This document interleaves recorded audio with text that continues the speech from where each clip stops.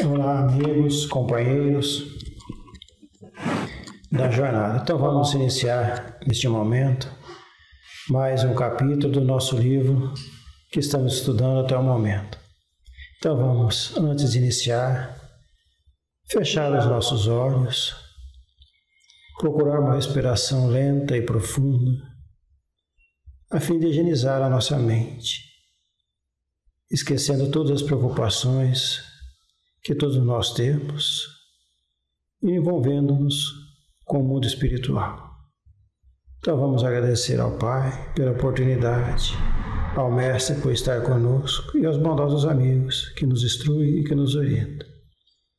Mestre querido, pedimos a Ti que permaneça conosco nesses estudos, nos orientando, nos mostrando qual o melhor caminho que nós devemos seguir. Que a paz e o amor nos envolva hoje e sempre. Nesse caso, então, na aula 10 do livro da Terezinha, conversando com os espíritos na reunião mediúnica, nós vamos partir para a conclusão do diálogo. Então, ela vai fazer alguns comentários aqui, como que a gente parte para essa conclusão. E já adiantando que as próximas aulas, então, haverão exemplos práticos e reais de diálogos com entidades, nos quais a gente colocará uma estrutura básica do diálogo e mostrará dentro de cada diálogo como é que se comporta essa estrutura. Não nos detalhes, mas as estruturas das suas generalidades. Por isso, então, aula 10, segunda parte, concluindo a manifestação. Concluindo a manifestação. Você dialogou da melhor maneira possível ao seu alcance. Conforme o caso, você acalmou o manifestante aflito e agitado, ouviu com interesse fraterno o que ele tinha a dizer, procurou compreender a sua história ou necessidade, argumentou com a ideia da imortalidade, explicou a necessidade de se ater às leis de Deus, falou de esperança pela bondade divina, assegurou amparo e proteção dos bons espíritos e orou com o comunicante ou por ele. Aqui ela está trazendo tudo que pode ter acontecido dentro do diálogo, né? Não necessariamente tudo ao mesmo tempo, mas questões que foram abordadas de uma maneira ou de outra dentro de qualquer diálogo, né? Ou você acalmou a pessoa, ou você tem que ouvir o que ela tem para falar, você está tentando compreender para poder argumentar sobre a história que ela está trazendo, você coloca que tudo está submetido à lei de Deus, portanto vai colocar alguma dessas questões que pode estar no Evangelho, pode estar na Bíblia, no Velho Testamento, no Novo Testamento. Você, mais para o fim, você vai assegurar que os bons espíritos vão recolher, estão assessorando as pessoas, etc. E com certeza você orou ou pelo comunicante ou com ele, né? Depende como é que é o estado que ele está. Então tudo isso teve uma ótima vontade para fazer, o dialogador teve todo o preparo necessário, tá certo?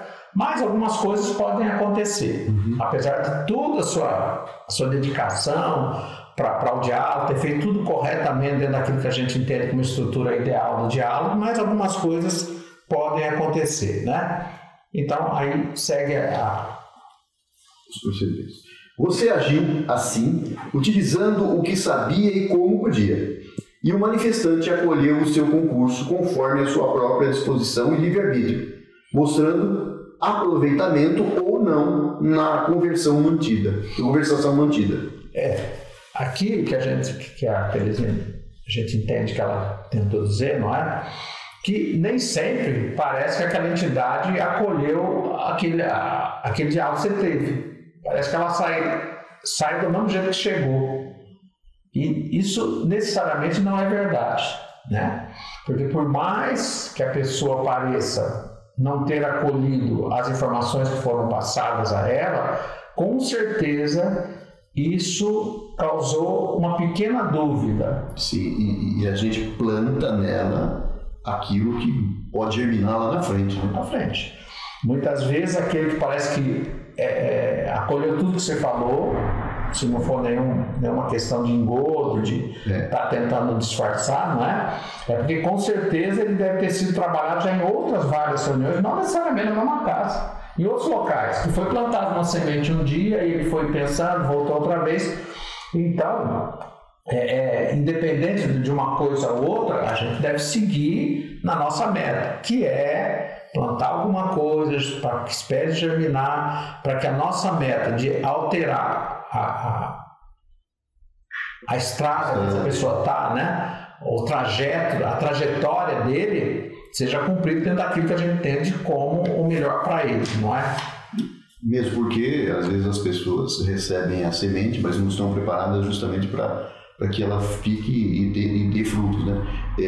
O que na realidade a gente tem que fazer é fazer a sua parte, fazer com que as coisas aconteçam da melhor forma possível, e aí, quando ela estiver pronta, que ela vai ficar num certo determinado momento, não naquela manifestação, mas pode ser em outros centros espíritas, e ele vai ter maturidade suficiente para entender aquilo, e aí segue em frente, né? Eu lembrei até da parábola pequenininha. Jesus falou assim: o pai pede para o filho, vá para a minha vinha. Ele falou assim, não vou. E foi. Ele pediu para o outro filho, você vai? Eu vou. Mas ele não foi. Então, isso daí, se você fala com a entidade, ela fala, eu vou acatar tudo que você falou, aí não vai nada. Não é nada. O outro fala, isso aí não me interessa nada. E depois, ela fala, tem razão, ele começa a se interessar. Então eu lembrei essa parábola agora. Depois ele se afastou voluntariamente ou foi recolhido pelos dirigentes espirituais ou seguiu com os socorristas. Aqui são as coisas que podem acontecer, né? Ele pode entender alguma coisa, viu algum caminho, alguma situação, eu já posso ir que eu já estou dono de mim. Exatamente. Né? Como, às vezes, ele tem que ser recolhido pelos dirigentes espirituais. Ou porque ele não tem condições de reação ainda, ou porque ele ainda falta trabalhar um pouco mais algumas estruturas mentais dele, não é? Ou, em outros casos, seja induzido ou não pelo dialogador, o socorrista vem recolhê-lo para poder fazer os primeiros atendimentos que ele acha que está necessitando em relação a doenças, acidentes, a questão toda, e ele vai ser levado. Então, em todos os casos, no fim, ele sempre é levado, né? De alguma maneira ele é levado.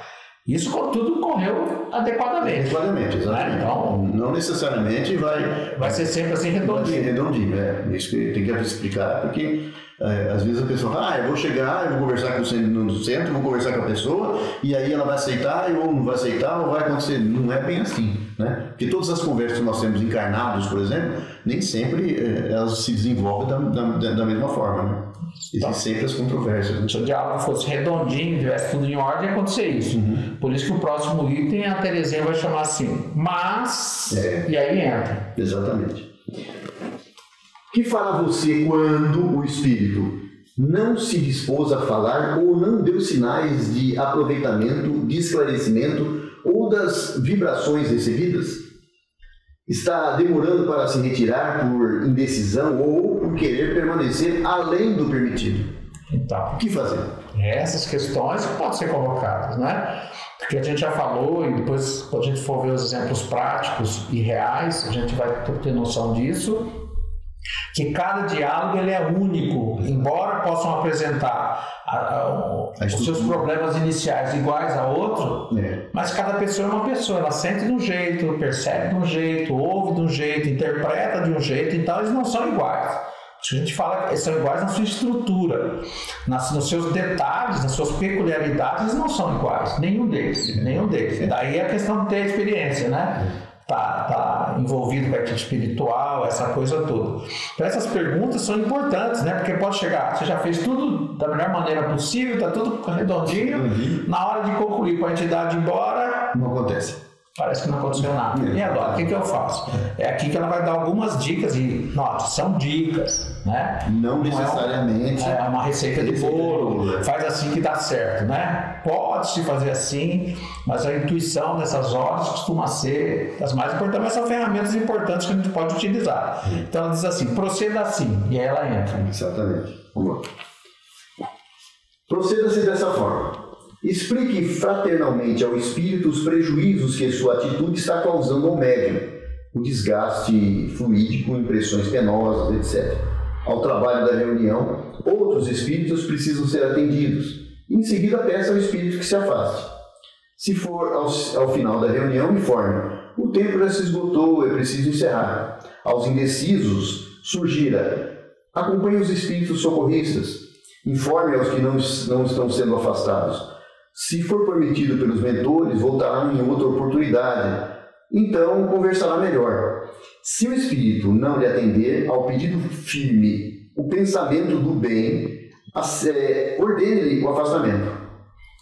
Então aqui são as questões que foram colocadas, estão respondendo as perguntas que foram feitas acima, não é? Note que aqui ele fala o seguinte: sempre é pregado dentro da teoria kardecista, não é? Que as manifestações não podem ser muito prolongadas. Que vocês não querem fazer, não é isso. Que toda manifestação, ela provoca, não só nos elementos que estão no grupo, mas em particular no médium, desgastes.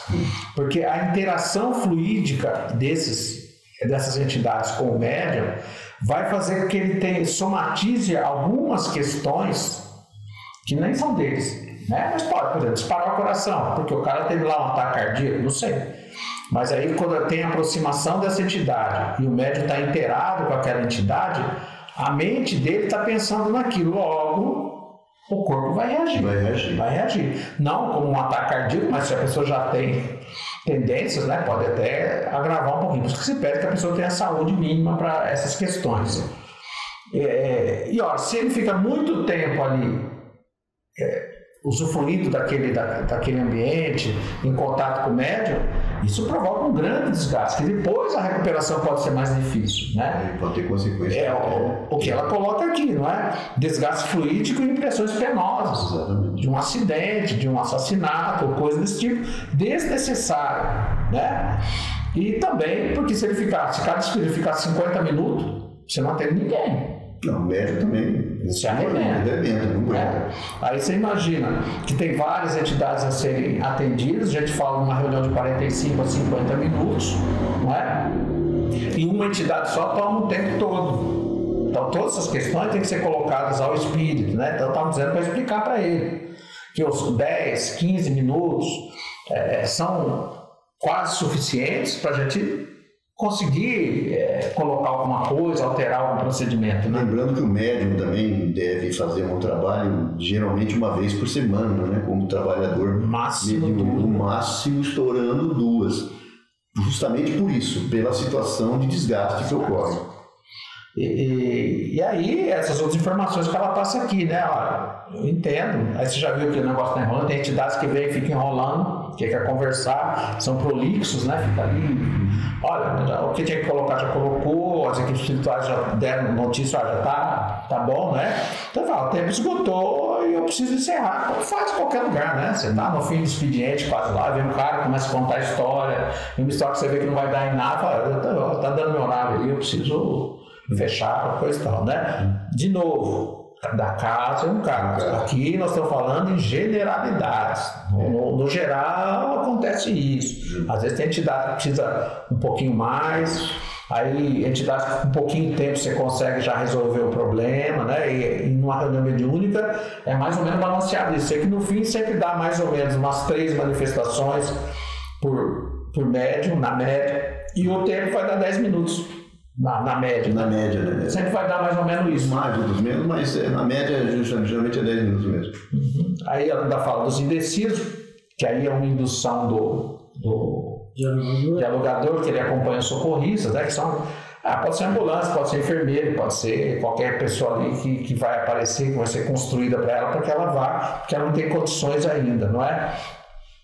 E outro cara, a pessoa, não, mas eu queria conversar mais, papapá, porque eu tenho mais coisas para contar, papapá, mas você vê que já é o mesmo assunto que vai voltar. Fica rolando. Uma outra forma, falando uma coisa. Então você fala, olha, não importa não, você pode voltar numa outra oportunidade, se os mentores permitirem, sempre assim, porque não é a gente que faz, a gente só está atendendo, quem seleciona são eles, né? E vai conversar melhor, você vai pensar um pouco a respeito, depois a gente vai ter outras coisas para conversar. E assim vai, não é? E a outra coisa que ele fala aqui no item 2, não é? Pode ser que o espírito não atenda. Apesar de toda essa conversa, explicar, não atenda. Aí a gente precisa de quê? Precisa de estar firme no seu propósito, numa relação o mais direta possível com a equipe espiritual. Por isso que ela fala aqui, firme o pensamento do bem, e aí já não estou mais conversando, aí estou ordenando. Não somos nós, obviamente, que as equipes espirituais estão ali assessorando. Por isso que fala que essas questões têm que estar dentro do centro espírita, no lugar adequado, com os equipamentos adequados, não é? E aí você pode ordenar, e aí, por exemplo, e aí, veja, por exemplo, né? Em nome de Deus ou em nome de Jesus, pode se afastar. Para ver se consegue. Para isso a pessoa tem que ter autoridade moral. Porque só falar em nome de Deus nessa uma outra faixa não quer dizer nada. Não vai dar risada, né? Mostrar uma peça que está aqui não quer dizer nada, porque tudo está no pensamento, né? E assim vai. E aí ela continua nesse item 2 ainda, né? Costuma-se dizer, em nome de Deus ou em nome de Jesus, afaste-se. Se achar necessário, antes de ordenar, peça ajuda aos demais participantes, que se concentrem e fiquem em prece silenciosa. Essa questão aqui, nós estamos falando da sustentação no trabalho mediúnico. Que é um procedimento que a gente vai ver lá. Que lá na frente, numa próxima etapa, nós vamos discutir esse pedaço aqui, né? Tá bom, você vai pedir que se concentre e fique em prece silenciosa. O que é se concentrar e ficar em prece silenciosa? Então é a sustentação. Tem as pessoas especializadas em sustentação, mas às vezes, dependendo da entidade que veio ali, há necessidade de uma sustentação mais rígida, né? Mais forte no sentido de ser mais focada, né? Mais focada, mais como é que eu vou falar? Mais densa, mais que tem uma emanação de fluidos maior, né? Seria mais denso mesmo. Maior. Para isso precisa de mais gente fazendo a mesma coisa ao mesmo tempo na direção correta. Por isso, quando a gente for falar sobre sustentação dos trabalhos mediúnicos, a gente falará de como fazer isso. Que existem entidades que é difícil.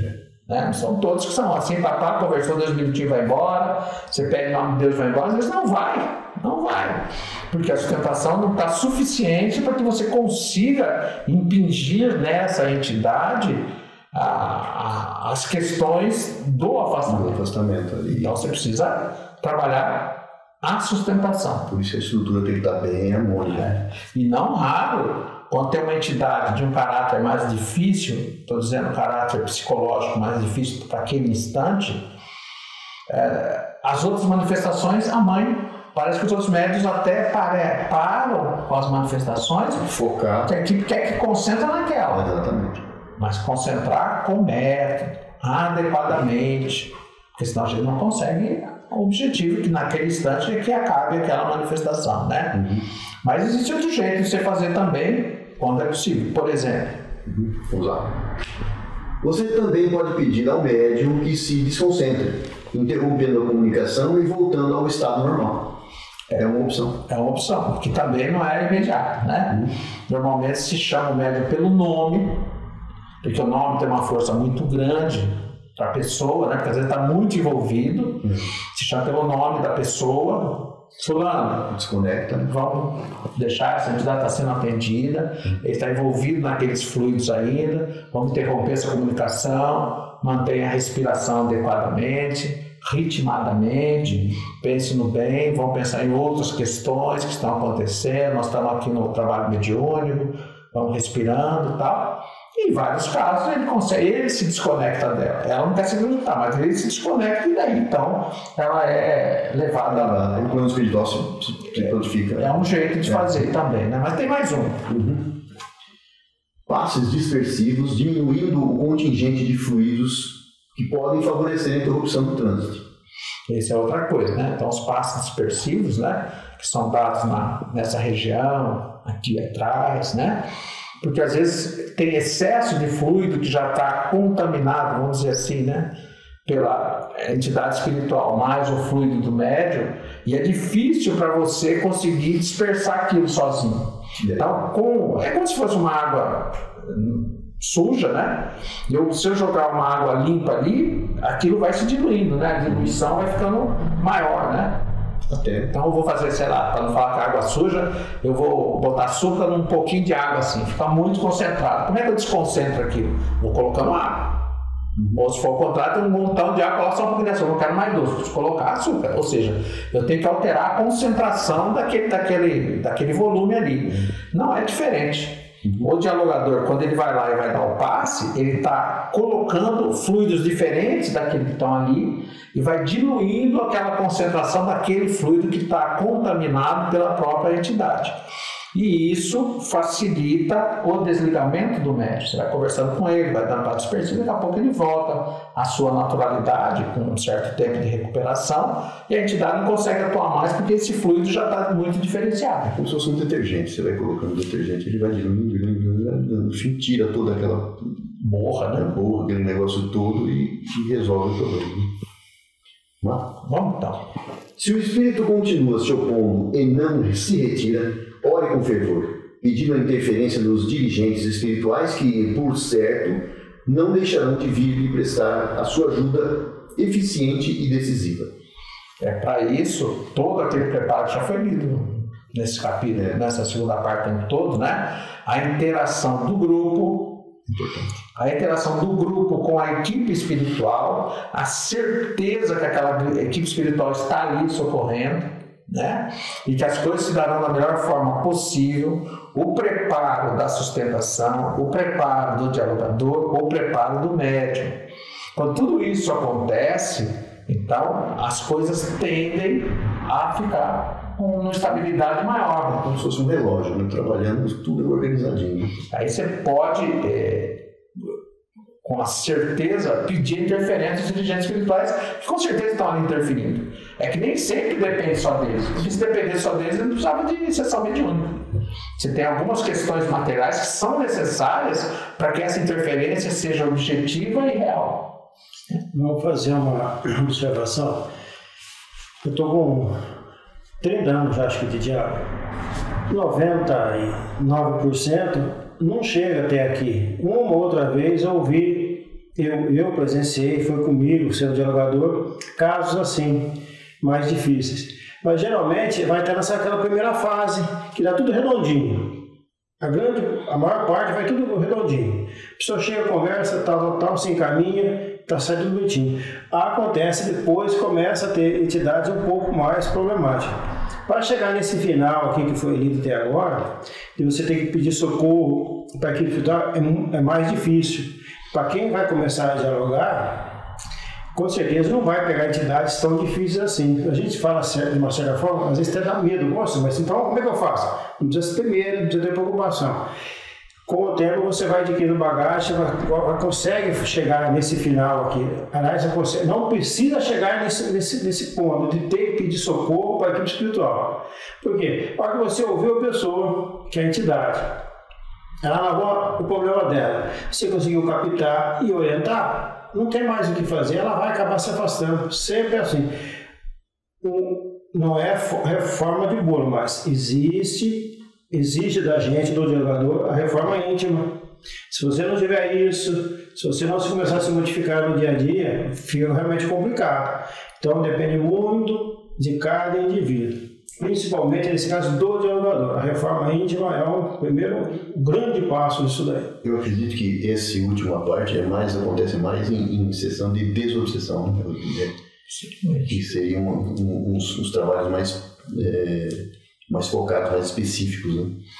E sempre dizer também que, para os iniciantes que estão ali, obviamente tem o dirigente do trabalho encarnado ali, o dirigente que está encarnado do trabalho, que ele vai estar atento a essas questões, né? E se ele vê que a pessoa está com dificuldade, com certeza ele vai encostar na pessoa, vai dar alguma dica, se for necessário ele vai interceder e tal. Mas normalmente, como o Arlindo está dizendo, essas coisas são coisas de ponta, que já acontece uma vez ou outra, quando acontece, não é? Mas o que a Teresa está colocando, está dizendo assim, todas essas coisas podem acontecer no trabalho mediúnico. Não que vão acontecer todas ao mesmo tempo, né? Porque ficariam... E as entidades espirituais, o grupo dirigente espiritual, obviamente ele seleciona um grupo, que entidade vai lá, né, que ele sabe mais ou menos o potencial de cada grupo. Daí a necessidade do grupo está coeso, né? Então, quanto mais coeso está o grupo, quanto mais afinado está o grupo, os dirigentes espirituais têm a convicção que ele pode levar esse tipo de entidade ou aquele tipo de entidade para que seja atendido. Né? Então, tem os dialogadores experientes, e para ganhar experiência precisa fazer, precisa de prática. Se eu nunca começar, eu nunca faço. Como qualquer outra coisa. Né? A gente estava comentando um pouquinho antes aqui, o médico, ele sai da faculdade, vai operar? Não, precisa de residência. Né? O mecânico, ele aprendeu lá o curso lá na escola, ele não vai mexer no motor, aí você já põe o carro lá e conserta o seu motor. Eu tinha até um exemplo que se dava em alguns cursos que eu fiz aí em outras áreas, e o cara fala assim: olha, você não sabe nadar, o cara vai passar toda a teoria sua, como é que nada, e vai jogar você em alto mar. Você pula? Pula e vai lá pra praia, você vai? Por quê? Porque precisa começar um pouquinho, treinar a musculatura, ver se aquilo, engolir um pouco d'água, afogar um pouco, bater pé, bater braço, ser ritmado, papapá. Por quê? Só a teoria, ela dá generalidade, dá o aspecto da coisa, mas não é a coisa. A coisa você vai ver no dia a dia, na experiência, etc. Na prática, a teoria é outra. Né? Na prática, a teoria é outra. Então, é disso que está sendo colocado aqui. Está colocando exemplos, coisas da experiência de cada um, mas que devem ser vivenciadas na sua realidade e na sua integralidade, para que você tenha a experiência de falar assim: olha, agora eu consigo resolver. E mesmo assim, às vezes, dialogadores experientes, em situações específicas, ainda e agora? O que eu faço? Apesar de toda a experiência, porque a gente está aprendendo o tempo todo. Quantas vezes não pede ajuda lá, fala, pessoal, errou, vai para lá, não vou. E a equipe espiritual sabe disso, né? Para as pessoas crescerem, ela vai colocar um probleminha um pouquinho mais para frente. Isso aqui já pode pôr um pouquinho ali para ele. E a pessoa vai aprendendo. Então, por isso que o Arlindo falou, né? E o Marcos reforçando, que a gente precisa estar no dia a dia, se colocar à disposição, ir fazer e em fazendo crescer. Senão, não tem. E esse também é o nosso objetivo aqui. Mas aconteceu tudo isso, conseguimos pedir para que a entidade se retirasse, ou ela foi socorrida, ou ela saiu voluntariamente, tal. Acabou o trabalho. O que a gente vai fazer? Aí entra esse item aqui, ao final das comunicações. Então, de todas essas coisas que a gente falou, você deve. E aí? Ao final das comunicações, você deve aos mentores agradecer pela presença e ajuda, aos espíritos amigos saudarem em despedida e ajudar, se necessário, no despertamento e recomposição dos médiuns. Porque é toda uma equipe, né? Não só agradece aos encarnados, como principalmente às equipes espirituais que nos assessoraram, porque sem ela a gente é problema. Por isso que não se faz reuniões mediúnicas em qualquer lugar, em qualquer ambiente, a não ser às vezes tem uma necessidade extrema e tem que fazer, você pede ajuda e vamos fazer, emergência. Mas não convém. Então, tanto médium, sustentação, dialogador, dirigente, tem a hora e o local para isso. Né? O que se faz é tentar ver se há uma emergência nesse sentido, que aquela entidade seja deslocada e ela vai ser atendida numa outra oportunidade que ali, às vezes, não tem condições para isso. Né? E para isso a gente agradece, porque se não tivesse esse povo nos ajudando, a gente estava perdido. Né? E mesmo os espíritos amigos que estão ali, né, os guias espirituais que estão ali também ajudando os médios, todo mundo que está ali. E, às vezes, a necessidade, e o dirigente sempre pergunta no fim dos trabalhos, né, se precisa estar todo mundo bem. Se não tiver, precisa fazer recomposição, não só dos médicos, qualquer pessoa que está ali. A pessoa nunca pode sair de um trabalho mediúnico pior do que entrou. Ela tem que estar no mínimo igual entrou. Porque senão alguma coisa aconteceu ali dentro que alterou isso. E o dirigente tem que estar atento a isso. E eles sempre são atentos a isso, né? E depende de uma troca de fluido magnético, fluido animal, ectoplasma, alguma coisa desse sentido que o dirigente vai saber aplicar e ele vai aplicar. E isso nós falaremos também no curso de passe. Nós vamos também tocar nesse assunto, certo, Sarnito? E aí, então, para acabar, tem só a prece do dialogador, e é uma prece meio extensa que tem aqui, as pessoas podem ler. Não sei se você vai conseguir colocar lá. Eu consigo colocar, pessoal. Porque a prece pode ser longa, pode ser curta, né? A gente sempre imagina que a prece era um pouco mais curta no final do trabalho, porque todo mundo já passou por uma concentração, estão cansados, etc. Se for uma prece muito longa, acaba tirando, as pessoas vão saindo daquela frequência uma a um, porque não aguenta mais aquilo. Mas é um exemplo de prece, que não precisa ser feito integral, mas algum pedaço dela, agradecendo, pedindo auxílio para quem foi socorrido, para quem ficou, etc. Isso é um exemplo também, né? Um exemplo. Isso é uma prece que está praticamente 2 páginas.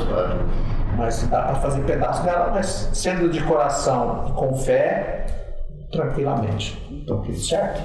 Então, da nossa parte, a gente fica por aqui, convidando a todos para a terceira parte desse livro, que vai tratar de exemplos e casos, né? Nós traremos alguns casos aqui, nós vamos fazer uma estrutura capaz de encaixar todos os casos nessa estrutura, só na estrutura, de maneira geral, nas suas generalidades, e aí então a gente pretende cada uma dessa experiência que os dois têm, que são dialogadores antigos já, não é? Tem bastante experiência, exemplos que tem, e a gente fala, tá vendo? Aqui aconteceu, está dentro desse pedaço aqui, dentro daquele pedaço, é a nossa pretensão. Então convidamos a todos para que a próxima aula possam observar, estudar bem, para saber como é que a gente começa esse diálogo aí, para levar a bom termo. Obrigado a todos, e que todos tenham paz e saúde. Que assim seja.